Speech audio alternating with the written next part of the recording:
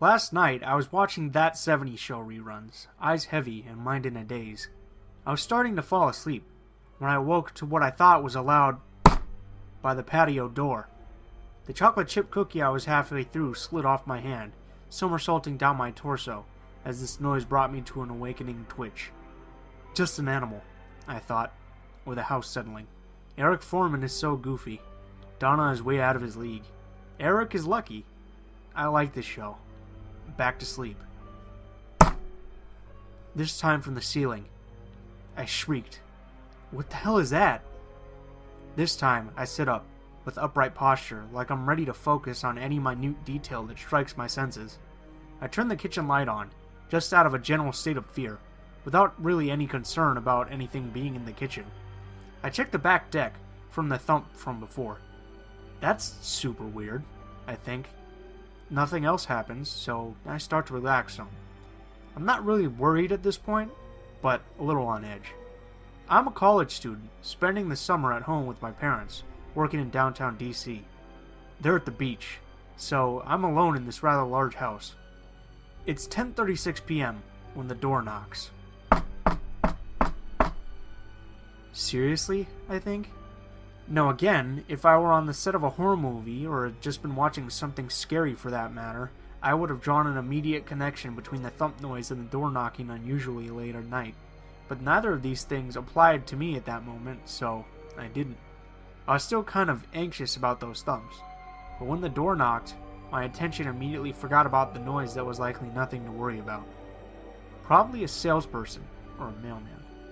I remember one time a few years back, a UPS man rang our doorbell at like midnight to drop something off. I was the only one awake at that time, so that had scared the shit out of me back then. Maybe it was something like that, I thought. Most likely scenario would be my buddy Frank, who considered coming over but said he was really too tired. He can be a little spacey though sometimes, so I guess he could have changed his mind without telling me. I guess I'd go over there and at least tell whoever the hell it is that I'd like my privacy. Unless it's Frank, of course, who I will then remind how spacey he could be. A little weirded out by the situation though, I grab the first thing resembling a weapon I can get my hands on. It's an old lacrosse stick. I hold it from the head with the shaft facing outward like a lightsaber. As I turn the corner to my foyer, I see through the door side windows a pair of skinny legs with odd worn slippers. Alright. This is weird. That's definitely a skinny chick. Maybe she's confused? Trying to visit a friend and knocked on the wrong house? The house next door is about the same size and doesn't really look a lot like mine, but I don't know what else it could possibly be at this point. All of this enters my mind in a matter of seconds, between my footsteps in the kitchen and the doormat between the front door and the rest of my home. As I stand between the large, modern door and whoever the hell is out there, I lean my lacrosse stick on the ground behind me so the stranger won't see it. As my hand floats hesitantly towards the doorknob, I hear a voice coming through the other side of the door. No clear words, just light whispers. I assume someone must be with the Slippers girl, because I haven't even opened the door yet, and as far as I can tell, this person hasn't even seen that someone is home. Unless maybe she's talking to herself. That was a thought that didn't come to my mind at all. My hand stopped frozen in air, about halfway between the rest of my body and the door, like I was doing some weird robot dance move. I wait for several seconds, disturbed by the odd synchronization between my movement towards the doorknob and the voice outside. I wait longer. No voices. I take a deep breath through my nose and out through my mouth. I open the door about 3/4 way quickly, like a toddler anxious and curious to discover the monster in their closet. I stick the right half of my body out, facing two dark, feminine figures on my front porch. The first thing I notice is those beat-up slippers. I look up from there, my head and neck tilting slightly upward to see the rest of her. Straight, black hair, uncombed, matted in different directions. She looked sickly, shaking in the cold, with a hooded sweatshirt and tiny khaki shorts. She's about 5'3" and looks 13 years of age, staring straight forward, which, for me, at about 5'9", standing on a raised surface above my lowered porch, is at my pelvis. In the dark, I cannot make out the features on her face, but I could tell something about her was awkward. The way she stood there, off balance, her neck tilted to the left side like a chewed-up, overused doll. Before I can react in any way, I observe her partner, about a half foot behind her and to the left. A noticeably younger girl, maybe 9 years old, but with about an inch on her older sister, wearing a ragged dark blue shirt, black pants, and rain boots. She had similar black hair, though she didn't have the same bizarre demeanor as her older sister. I look down at these two girls, and I have no idea how long it has been since I opened the door. Have they said anything? What do I say? This is fucking weird. Can I help you two? I mutter out in the tone I typically use talking to kids, but with an undertone of chill in my voice. I stutter some when I'm nervous or excited, and here, I could barely make out a word. Hello, sir, please. We are cold, and would like to use the phone. The younger one says, her head facing straight forward. Her tone, it was like nothing I had ever heard. It was feminine, sure, but each word left her mouth fully independent of the one before. Like they were just words being spit out of a machine and placed in the correct order by a third party. Almost like a robot. But she was clearly human. A young girl I'm speaking to, yet somehow very, very far off. She didn't sound her age. She sounded at least 14, maybe 15. But she looked no older than 10. Why did she speak to me and not her older sister? What is going on here? Is her older sister shy? Mentally handicapped? Am I dreaming? And what does she mean about using my phone? It was like she was speaking off of a script and mixed up her question. I wonder if she meant to ask me something else. Not sure how to respond to this arbitrary question, I manage, well, I'm not sure what you're asking. Are you two lost? First, nothing. Just stares, straight forward, directly ahead, as if with no visual awareness. Then the younger one says, Please, sir, we are alone and need to call home. Let us in. Her response, with the same monotone voice, didn't really answer my question. It was like she was speaking without any concern over what I was saying, just when it was time for her next line. And the last part, let us in. Like a command, completely separate from her prior polite and candid requests. Trembling in fear and confused, with a strong sensation telling me something was horribly wrong, I said, Well, I'm sorry, but I can't let you into my house. You'll have to just stay here while I grab a phone and call for you. I couldn't leave these two kids just stranded out here, but I knew. Something in the pit of my stomach just told me I couldn't let them in. I was scared shitless. The two just looked straight forward, not responding, and suddenly the older one, who has yet to move or say anything, changes her expression completely. She squeezes her fists as they shake at her sides as if in great pain, and without moving her face or pale neck, makes a smile, showing all of her teeth at once. They were sharp, inhuman, like an animal's. At this, I make an obvious, loud scream of terror. The younger one notices my fear and looks up at me. In her pale face, her eyes. Blackness. Pure black. No clear iris or retina, like two black marbles. Then I noticed her silent, smiling on her sister's black eyes as well. A grotesque nausea fills my stomach, closing in on me, choking me. I'm frozen. I can't manage a scream. I just can't. I'm lost in fear. My entire body speeds up, tingling, numbing, and I lose myself. Finally, after what feels like several minutes, I let out a noise of horror that I don't think I've ever made as I close the door in front of me and retreat to the safety of my house. My body is shaking. I stand, crying, trembling in front of my door.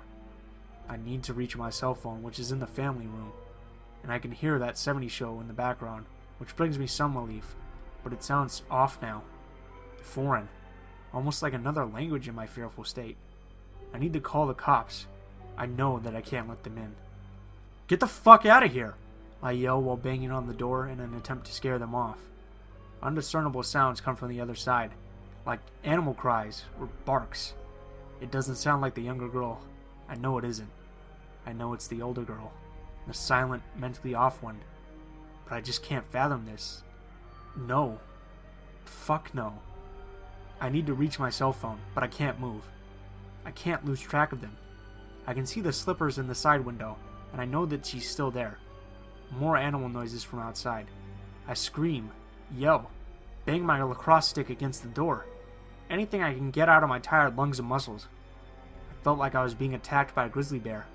I was in full-on survival mode, doing all I could to scare them away, but any noise I made was matched by the older girl with her disturbing barks and screams that to this day haunt my dreams. Then from the other side of the door, I hear a muffled, "We just want to call our mother. from the young girl. Please, we are scared and alone. Let us in. Let us in."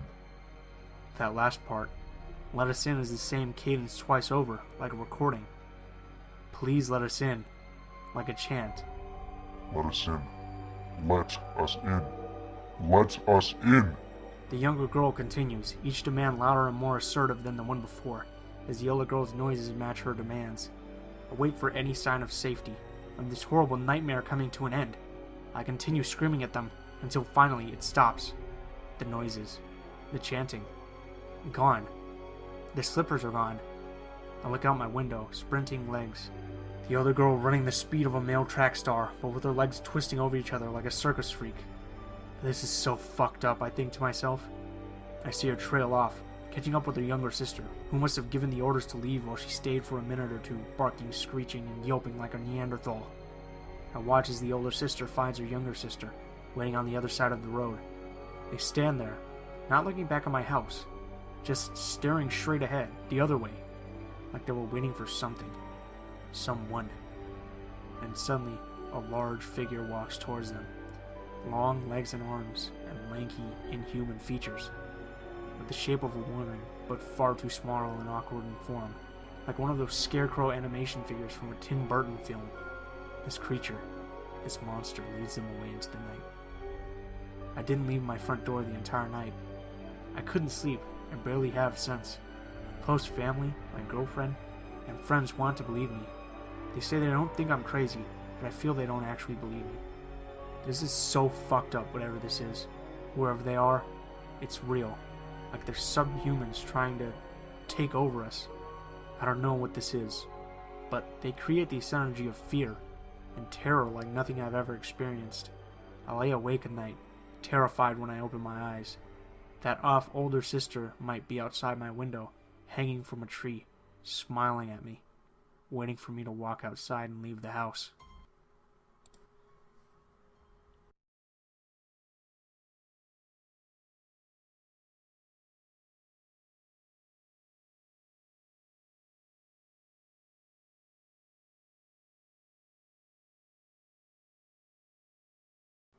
This happened to me earlier today, and I'm super tired, so I apologize in advance for any spelling errors. I'm a freshman in college, and my spring break had started. Instead of going to some crazy beach, I was off spending my week at home. Because winter ended so early, I found myself mowing lawns about a month earlier than usual. I drove to an elderly woman's house to mow. I had mowed her house for about 4 years now. I used to live down the street from her, but I had since moved away. I kept the job because mowing is great money for little work. She had been diagnosed with cancer, and has not been doing well. She's been in and out of the hospital, so I knew how to let myself into the garage through the back to open the garage door. I did a once-over around the outside of the house, picking up sticks and lifting up downspouts. I even threw a muddy Nerf football back into the neighbor's yard. I went back into the front yard, and it was a beautiful day outside. I had lived here for my whole childhood, so I stood out in the driveway, taking it all in. There was a couple playing tennis on a court. A few people were by their cars in the parking lot of the park, and everything else was so peaceful and quiet. A perfect afternoon, so I didn't think anything like this would happen. I saw my old next-door neighbor outside, and being the socially awkward penguin I am, I wanted to avoid conversation. I pulled the cord and started the mower on the second try, popping in my headphones and pushing it into the backyard. It was a big backyard with 3 trees, 2 gardens, and an oddly shaped bench that was extremely hard to maneuver around. I was at least used to these things, having dealt with them for years, and I was just getting into my groove when I saw a kid out of the corner of my eye. He was just standing in the backyard. I don't know how long he had been there, or how he had even made his way without me seeing him. I jumped, as I was not used to being disturbed while I mowed the lawn. I pulled my headphones out, and he just looks at me from across the yard. He looked pretty normal from where I was standing. It seemed a little hot to be wearing jeans and a sweatshirt, but I didn't think anything of it. He was a male, looked to be about 13 years old, but I don't know, I'm horrible with guessing ages. I looked at him for a couple of seconds before I realized he wasn't going to say anything this far away, so I reluctantly turned off the mower. My senses were already working overtime, besides the ringing in my ears, when the kid asked, Can you help us? Us? I think to myself, there's more than one? I get the butterflies in my stomach because my keys, my wallet, and my cell phone were left out in the garage. I wanted to reduce my pocket weight. I hurried to the front, and there was a second boy there, younger than the first by a few years. He didn't move his feet, and just kept his eyes on me. I honestly didn't care about how they were standing or looking. I made a beeline for my valuables, and made sure nothing was taken. I turned around with everything sorted out in my pockets, and I almost jumped again. They had closed in on me, and they were looking up at me. That's when I saw that they had these fucking huge black eyes. I felt so small, so mortal. Those eyes. That's all it took for me to realize I wasn't as in charge as I thought I was. Can you help us? The older boy asked again. We're thirsty, and our dad wants to know where we are. My head is just spinning. I've read the stories before, and I know what they're up to, but I can't hide. It isn't my house. There's a water fountain just across the street, and you can use my cell phone if you want. I already know what they're going to say. Just please let us inside. We've been outside all day, and we were very thirsty. You need to let us in. I said no. I was trying so hard not to look them in the eyes. I knew I shouldn't, but I wanted to learn more. I wanted to describe them, so I just caught a glimpse of the little ones. Pitch black, unblinking. I immediately thought I could hear his voice in my head, even though I had never heard it. It was almost as if I was arguing with myself. I was fighting the voice as I was slowly taking steps back in the garage. The kids didn't move forward, and they didn't say anything else. They just stared, and I kept walking, 1 foot at a time. Finally, I was close enough to hit the button to close the garage door. I could still see their feet, unmoving as the door slowly closed down, forcing me into the darkness. For about 3 seconds, I was relieved that I had escaped. Then, I realized that I was trapped. I couldn't get to the main door of the lady's house, and I couldn't go back out the front. The only option was to leave through the back door that is always left unlocked, the one that I had come through earlier. I quickly checked for what I came in with, when I realized that my keys, which I clearly remember stuffing into my pocket earlier, are now in the palm of my hand. It dawns on me that I can't even remember it, but I almost gave them my keys. This is too much for me to handle, and the darkness of the garage isn't helping, so I open the door and the sunlight washes over me. I felt so happy. It left me unprepared for what happened next. I closed the door and turned the corner to make my way to the front, and the oldest was alone, blocking my path. I asked nicely. Let us in. I spun around and bolted into the backyard. I didn't look back to see if I was being chased. I ran past the tree, past the mower I had left out, and I knew that the little one would be ready to meet me around the corner. Sure enough, he was there, and this side yard was more narrow than the first. I put on a burst of speed, and I knocked the kid down. I was about to feel bad, until he tried to bite my hand as I pushed him. The little fucker tried to bite me. I ran for a few more strides, so close to my car parked on the street, when I stopped. There was no traffic. Nobody had called my name. There was no reason for me to stop. Except, I did. The little boy was crying. I had never heard somebody cry like that. It was crystal clear, like it was coming from my headphones. I turned around and he was sitting up, sobbing. I wanted to walk back and help him, apologize. I wanted to open the garage and find a way in the house to let him use the phone. I wanted to do everything in my power to help him. Let us in. We need the house, he said through tears.